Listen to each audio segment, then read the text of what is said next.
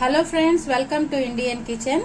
ఈ రోజు నేను healthy and tasty breakfast recipe poha upma చేయబోతున్నాను. పోహా ఉప్మా చేయటం కోసం ముందుగా ఒక స్టైనర్ తీసుకొని దీనిలో 2 కప్పులు అటుకులు వేసుకు ఈ అటుకుల్లో నీళ్లు పోసుకొని అటుకుల్ని శుభ్రంగా కడుక్కుందాము. ఇలా అటుకుల్ని శుభ్రంగా కడుక్కొని దీనిలో వాటర్ మొత్తాన్ని వడకట్టుకుందాము ఇలా గిన్నెలో. ఇప్పుడు స్టవ్ మీద కడాయి పెట్టుకొని దీనిలో 2 స్పూన్లు ఆయిల్ వేసుకుందాము. ఆయిల్ వేడెక్కిన తర్వాత దీనిలో 1/2 టీ స్పూన్ జీలకర్ర, 1/2 టీ స్పూన్ పచ్చెనగపప్పు, 1/2 టీ స్పూన్ ఆవాలు సాయిపప్పు, ఒక ఎండుమిర్చి, ఒక 3 స్పూన్స్ వేరుశనగ పప్పు వేసుకొని వేయించుకుందాము ఈ దినుసులన్నిటినీ.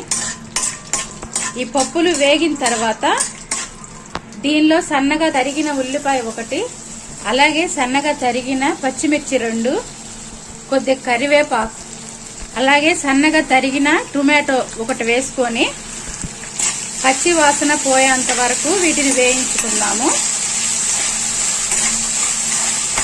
చూసారు కదా, ఇలా పచ్చి వాసన పోయేంత వరకు వేయించుకుంటే సరిపోతుంది. మరి ఎక్కువగా ఓవర్ కుక్ చేసుకోకూడదు. ఇప్పుడు దీనిలో మనం ముందుగానే నానబెట్టుకున్న అటుకులు ఉన్నాయి కదా, అవి వేసుకొని ముందుగానే కడిగి పెట్టుకున్న అటుకులు దీనిలో వేసుకుందాము. ఇప్పుడు ఈ అటుకుల్లో 1/2 టీ స్పూన్ సాల్ట్, అలాగే ఒక చిటికెడు పసుపు కూడా వేసుకొని ఈ సాల్ట్ కలిసేటట్టుగా ఇది మొత్తం ఒకసారి కలుపుకుందాము.